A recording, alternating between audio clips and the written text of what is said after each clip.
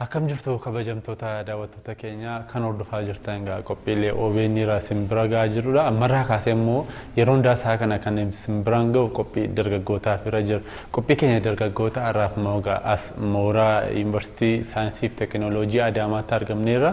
Mooraa kana keessatti moogaa keessumaa wiirtuu bakka itti dargaggoonni kalaqa adda addaa hojjetan yookaan isaan STEAM Center jedhaniiti kan isaan waamani. As keessatti immoo waa malee dhumne miti. Dargaggoonni yeroo boqonnaa isaanii mana barumsaan alatti illee addana dhufanii meeshaalee addana jirutti fayyadamuutiin kalaqoota isaanii ogummaa gama keemistiriin jiru maatimaatiksiin jiru herrega wantoota garaagaraa hojjetu. Har'a nuti immoo kan irratti xiyyeeffannu muuxannoo dargaggeessa tokkooti. Obsaa jedhama. Obsaan Muktaar kan inni dhalate Galamsootti. Galamsootti dhalatu malee immoo addana akka tasaa Adaamaa dhufeera. Ijoollummaa masaa kaasee immoo waa kalaquu jaallata. Meeshaalee gatamoo naannoo irraallee wantoota garaagaraa kalaquutiin yeroo ijoollummaa isaatii wantoota jiran immoo diigee olitti deebisuun kan inni yeroo sanatti illee maatiin isaa baay'ee kan isaa dheekkamaa turanidha. Amma immoo erga addana dhufe dandeettii kalaqummaa isaa guyyaa guyyaatiin waan haaraa kalaquutiin waan haaraa meeshaalee naannoo irratti argamu kalaquutiin dargaggoota kanneen biroos ta'e mooraa kanatti illee fakkeenya gaarii argachaa jira. Mee maal kalaqe? Meeshaaleen inni kalaqe kunoo maal faadha? Eessarraa kalaqe? Gara fuulduraatti furmaata maalii hawaasaaf laata? Ammarraa kaasee inni dandeettii kalaqummaa yeroo ijoollummaa isaatti abjuusaa ganamaa akkamitti seenterii kana yookaan wiirtuu kanatti dhugoomsachaa jira. Tokko meeshaalee irraa kalaqeef meeshaaleen inni kalaqe kunoo maal fayyadu? Maal kaayyoonsaa faayidaa inni jedhu kan jedhuuf moo isumarraa kan dhageessan ta'a ammas turtiin keessan nu faana ta'u. Inni kun FM transmitteriidha. FM transmitter jechuun akka isteeshinii tokkotti akka reediyoo xaabiyaatti kan fayyadudha. Bakka takka teenyee yookiin taphatuu danda'a, oduu ta'uu danda'a, kan itti galakkisuu dandeenyu jechaadha inni kun. Wantoota nan isa fayyadamee wantoota akka meeshoota as keessa jiran meeshoota akka kaapaasteraa, reejistaraa, meeshoota reejistara jechuun wantoota akkanaa kana fa'a. Kaappaastara jechuun meeshoota akkanaa kana kan hin fayyadame as keessatti. Fi kun immoo asitti fa'aa fayyadame. Inni meeshoota kanarraa tolfame faayidaa isaa bakka garagaratti namoota oduu itti dabarsuudhaaf fi waan garagaraa bakka faayidaa irra oolchuu jechaadha. Mee hammam deemuu danda'a? Reenjii hagamii fageenya hagamii keessatti dhaggeeffachuu danda'u baatoo kanaan FM kee kaname? FM kun akkuma anteenaan isaa dheerateen. Amma fakkeenyaaf anteenaan isaa isa kana anteenaan isaa kun gaafa samii keessa ol dheerataa deeme bal'inni isaatis bal'ataa deeme. Ka haala saniin dalagu. Isa kana gida dursoo ka itti wal qunnamsiisnu moobaayilaafi kana wal qunnamsiisna. Moobaayilaafi kun akkaataa inni wal qunnamuu danda'e boordii Bluetooth sanii fayyadamee as keessatti boordiin Bluetooth sun as keessa heerichaa boordiin Bluetooth sun moobaayila wajjin wal qunnamsiisuufi moobaayila wajjin gisee wal qunnamsiiste waan moobaayila irra jiru waan moobaayila waraabde galakkisuu dandeessa. Yoo qaxisaa noormaalii yeroo barbaadde immoo haada asii kana as fiddee asirratti gootee kana nama lama jidduu keessee namoota haasa'an baqa laayivii akkanumatti kan dabruu danda'udha kan dabarsuu danda'u. Inni kun amma gisee Bluetooth wajjin wal qunnamsiisnu kanarraa illee gisee banuu amma kana wajjin wal qunnamee waan jiruuf haala kanaan moobaayila kan immoo kana ammaan tana kanaatu tiraansimiit godhee gallakkise. Inni kun tiraansimiit gisee godhe namni biroo bakka biroo moobaayila keetti irraa banuu dandeessa ammaati. Wanna furkeensi isaa seeraamii kaappaastar wantoota jedhamu jira. Isaan santu furkeensi uumaa furkeensi mataa isaa jecha furkeensi mataa isaa san immoo galakkisaa namni furkeensi san irra kaata.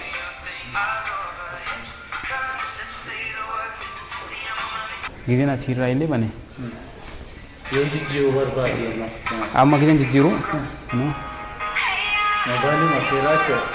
moobaayila keeyyaaraan gayyaraa kun immoo kanaaf kun bultusii waa wal qunname ka bultusii wal qunname kana inni kun tiraansimiit godha. Haala saniin. Bluetooth sana transmitter makana biratti jijjiirta malee irraa fagaattee jijjiiruu dandeessa. Ka bultusiidhaa kana fakkeenyaaf moobaayila birootiin kun reediyoon bultii amma fakkeenyaaf ni jira.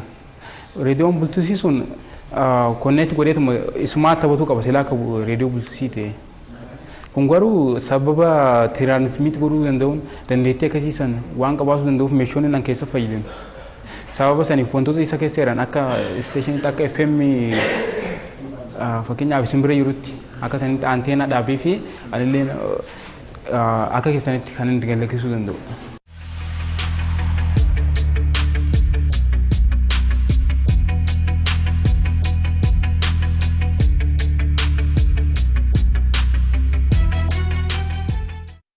Kalaqichi kun jenereetara.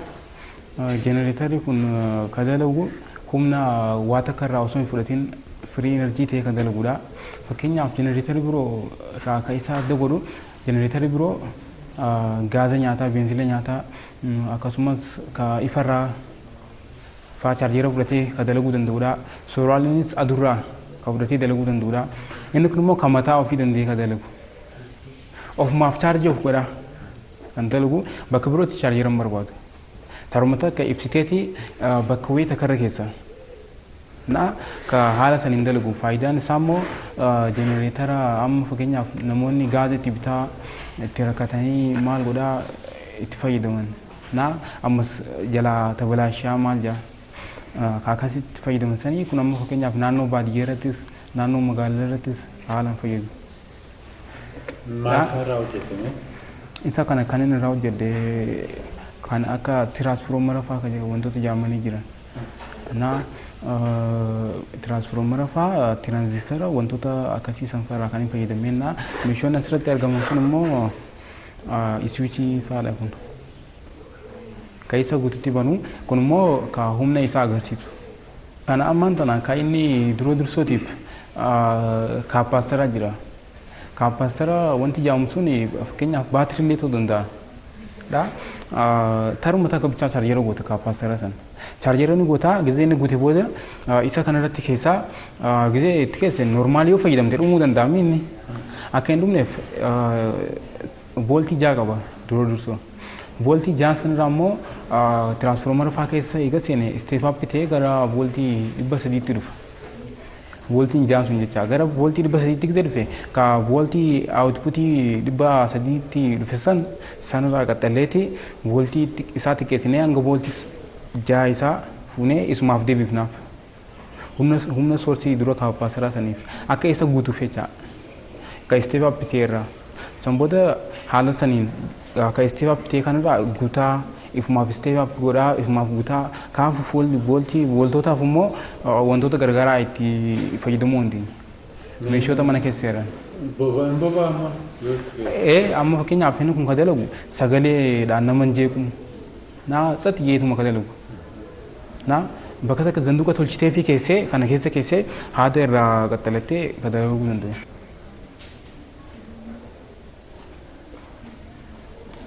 Gizee humna akka irratti gizee asiinii fi booda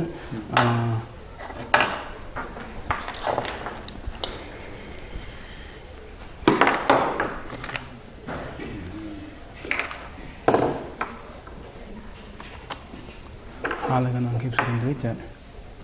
Ifaan mana keessaatiif oolu fi ampoolota biroo dabalataanis yoo barbaanne.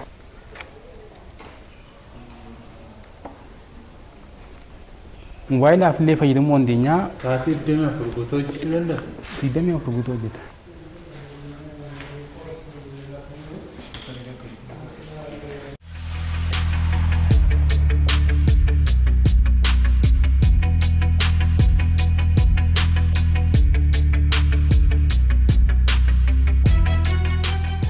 Meeshaan kun laawundariidha. Laawundariin kun kan bakkaa bakkatti fuutee socho'uu dandeessudha. Fakkeenyaaf bakka ifaan hin jirretti illee kan gargaaruu danda'u. Kan inni akkamitti ifaa malee dalaguu danda'a kan jedhamu immoo dhakaa kana qaba. Dhakaan kun immoo wayiim soolaararraa wayiim ibsaa sirriitirraa chaarjeera fudhatee kan dalagu.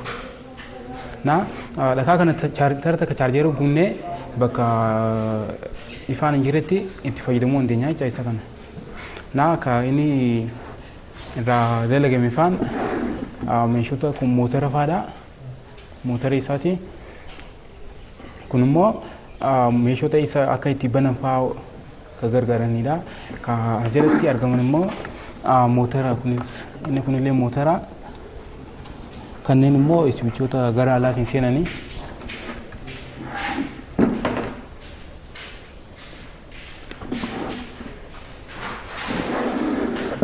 asiin immoo bishaan xuraawaa kan irraa baafu iddoo kanaan ka bishaan xuraawaa irraa baafnu gizee irratti qulqulleessine booda akkaataa inni itti dalagu immoo huccuu takka keessa keenyee qadaadii isaa kan itti qadaannaa jecha egaa itti qadaanne booda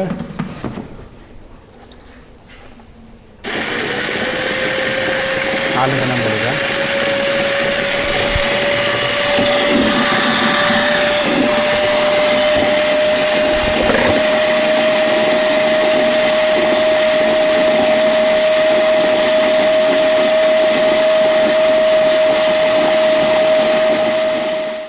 Laawundarichi kun immoo fakkeenyaaf huccuu takka keessa keenyee osoo daqiiqaa 5 hin geenyetti kan miicuu danda'u. Daqiiqaa 5? Huccoota amma fakkeenyaaf dilimsii fa'aa hin danda'u. Huccoota gurguddaa as keessa kan seenuu hin danda'u. Huccoota akka jiinsii fa'aa, qamisaa fa'aa kana kan miicuu danda'u jechaadha. Kanuma guddistee oomishee waan akka kanumaa guddisnee silaa fakkeenyaaf kana guddisnee wantoota hundaaf akka oolu godhamuu ni danda'a. Huccuma hundumaafu. Inni kun waan meeshaa mana keessatti nu gargaarudha. Fakkeenyaaf meeshota akka istoovaa fa'aa, meeshota barraadaa shaayii danfisuu fa'aa. Isa sana asirra suuneeti kan immoo ifarratti suunee waan tokko irra suunee jecha gizee nuti karaa magaalaa fa'aa deemne silkiidhaan asirratti miseejii ergina. Waan achi jiru san immoo ofiif oon godhee banee gizee danfee booda ofumaaf irraa dhaamsa. Hanga nuti mana geenyutti. Haala saniin dalagu. Haala ka waan san nama gargaaruu danda'u.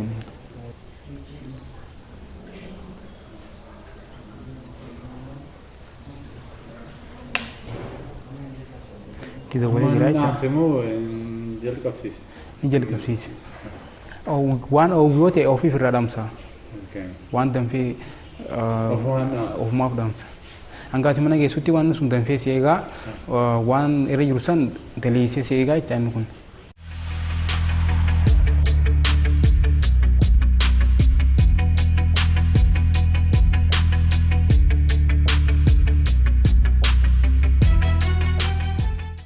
Kalaqni kiyya kun manoota gibbii tana keessa jiran yoo moskoonni tokko banaa ta'e hulaan tokko yoo banaa ta'e dhufanii irratti hashagaa turan. Na rakkina sana arguudhaan wanti kun maaliif akkatti namni osoo furmaanni jiru maaliif hashagamaa jechuudha kan keerra san booddee kalaqa kana irratti hojjedhe jecha. Kalaqni kun akkaataa inni itti dalagu hulaa hunda irratti shiboonni akkanaa kun ni jira. Hulaa gamanaatti illee irratti ni jira. Amma fakkeenyaaf asirra iswiichii faatu jira. Kanarrallee iswiichiitu jira moskoota hundumarraa jecha. Na gaafa kun cufamu iswiichiin kun wanti kun kana sababa kana dhiibuuf kun ni ibsama jecha. Gaafa kun ibsame immoo haada kana keessaan elektiriika oofaa elektiriikni sun hulaa biratti dhufaa sunis akkuma kanaatiin achi dhufaa jecha. Haala saniin dalagu.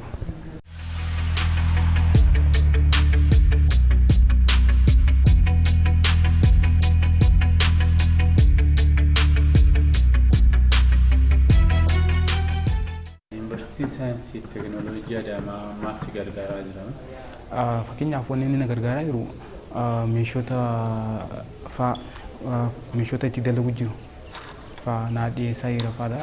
Gargaarsa biroos illee naaf godhaa jiran fakkeenyaaf akka wal dorgommii irratti hirmaatu fa'aa fi sana gargaaru jiru fi tana dura tartakka wal dorgommii irra na dhiyeessee ture tartakka moo'itiin ture isteemii kanatti jecha.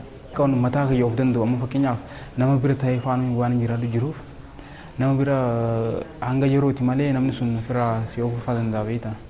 Nama bira ta'ee waan ofii hin dandeenye kana na gargaarsa akka of danda'uuf gargaarsa naaf godhanii san booda wantoota meeshota waa irraa tolchu san faanaaf qopheessuudhaaf wanta faana yaani san booda meeshota hanqalee kana faabrikaa keessatti faa diizaayina godhuudhaan kana daran caala jecha. Kalloo isaa kana fa'aa qayyaruudhaan hedduu godhanii biyyoota keessaa baadiyyaa fi magaalaaf illee bakka akka isaan irraa fayyadaman godhuun kan danda'amu jira. Nama akkanaa kana ofumaan ofillee kakaaseeti lolli kaawwanni kakaasaa jira. Kana immoo nu goonuu fi tokkoffaa haala bakka itti hojjetu laaboraatoorii kana mijeessinaa fi waan inni barbaadu meeshaa tokko tokko mijeessinaa fi kana immoo akka qarqaaru akkuma agartan kana tulluunis as jira. Inni isaan dhiyeenyaan qarqaara. Of duraafillee immoo seenteroota biraallee ilaalchifnee finneeti ijoolleen kun deemanii akka kalaqa isaanii akka wayyeessan godhuuf. Obsaanii anu amma seenterii kana seenu lama duwwaadha. Haga biyya lama jiru kanatti guyyaa hundaa nutti mul'isa. Nu baay'ee dinqisiifataa jirra maali kun jechuun akkamitti kan hunda eegala yeroo kam hojjeta kan jedhulleen baay'ee nu hin galle ministeerri isaa. Kana amma namni kun xiqqoo jabeessanii rakkoo qaba rakkoo ofii qaba akkuma nutti himsan nama bira jiraata maatii isaa bira hin jiru maatii bira jirta kanatti akkasumatti immoo jajjabeessitu waan hojjetaa jira. Garuu amma gurbaan kun oduu qarqaas argate mootummaa irraa haa ta'u abbaa qabeenya irraa haa ta'u yuunivarsiitii irraa haa ta'u qarqaas oduu argate waa baay'ee kalaquu danda'a. Mataan isaa waa'ee rakkoo yaadu jechuudha. Inni yaadu waa'ee kalaqaa dubbata. Kana argate waa baay'ee dalaguu nama danda'u.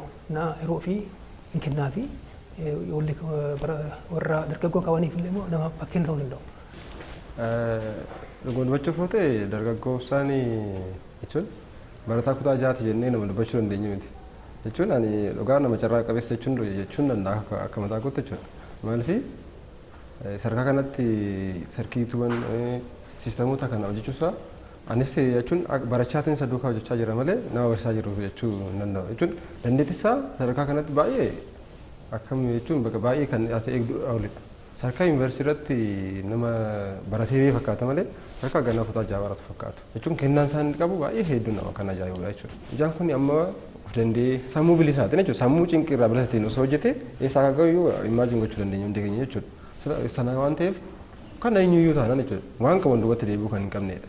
Maaliif sarkaa kanarratti fakkeenyaaf meeshaalee elektiriikii jenereetarii kana baadiyyaatti osoo fudhattee deemte reediyoo sochoosuu danda'a. Uumaa bakka wantoonni limititi yookaan wanti rakkoonni qaba jettee jiru meeshaalee isaaf barbaachisuuf guutuutti guutte taanaan wanti sun hojiirra ni oola. Uumaa kun wanta shakkii hin qabne jechuudha. Kanneen akka amma argitan biiroo keessatti iyyuu bakka hojiirra ooleera jechuudha.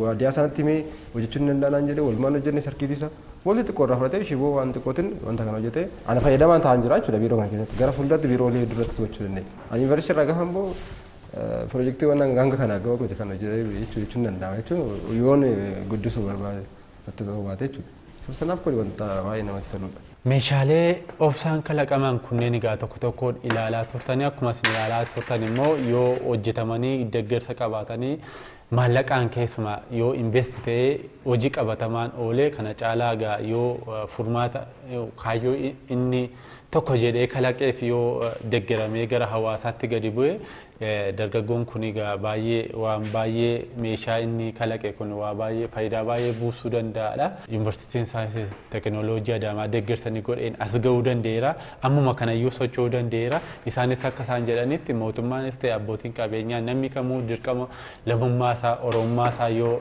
obsaa gargaaran obsaan kana caalaa sammuu tasgabbii qabuun kana caalaa wantoota garaagaraa barumsa isaaniis ol cimsaa barnoota idilee isaa barachaa sanaan cinatti illee kalaqoota kana kalaqaa jira waa lamaanuu wal bira qabe utummoo tasgabbaa'ee deeggarsa argate kana caalaa iddoo guddaa gahuu danda'a jennaan nutis abbootiin qabeenyaas ta'e keessumaa namni oromummaan obsaan bakka guddaa ga'ee maqaan ol obsuu danda'a kaayyoo yookaan galma barbaade abjuusaa ganamaa dhugoomsachuu danda'a jettan kallattiidhumaan isa gargaaruu dandeessu nutis qophii keenya dargaggootaaf dhumnee hojjenne kan agammaa ture qopheessee isin biraan kan ga'e ani Galataa Dastaa ogeessi kaameeraa keenya Tasfaayee Fiqaaduu ture torban qophii dargaggootaaf kan biroo qabannee dhiyaannutti qophiilee OBN afaan waliin turtii gaarii.